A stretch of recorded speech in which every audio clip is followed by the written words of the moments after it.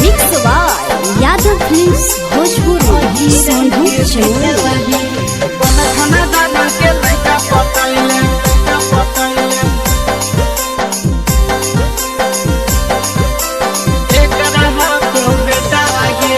केकर रुपया पर कर है फुटानी, केकर रुपया पर कर है फुटानी, लेके घूमो ही बुलेटा वागे। अगे कौन खाना दाना के लइका पटैले, केकर को बेटा वागे।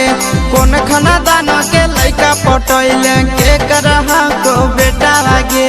यार के पैसा पर करिए फुटानी, यार के पैसा पर करिए फुटानी, घुमाबो है लेके बुलेटा वारे। बड़ो घराना के लइका पटलिए अहीरा के बेटा वारे। बड़ो घराना के लइका पटलिए यादव जी के बेटा वारे, यादव जी के बेटा वारे,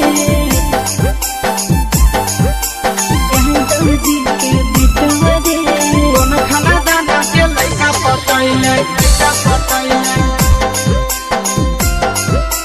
केकर को बेटा वागे।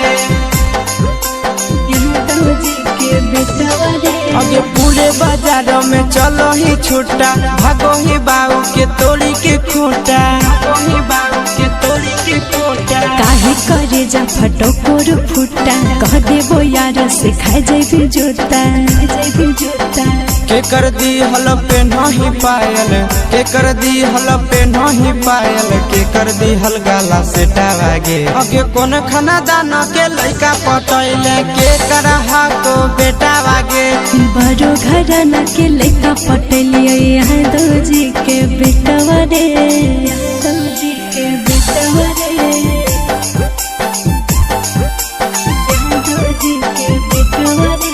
कौन खाना दाना के लइका पटैले, लइका पटैले,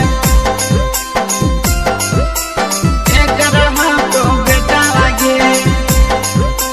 यादव जी के बेटा वारे। अगे हकौ या सिसवा की हकौ नंदन गे, केकरा पछौड़ी लूटा बही धन गे, केकरा पछौड़ी लूटा बही धन गे। छुपे रो छोरा मुहा करे बन रे, विकेश पहमा लुटावही धन रे, धन रे।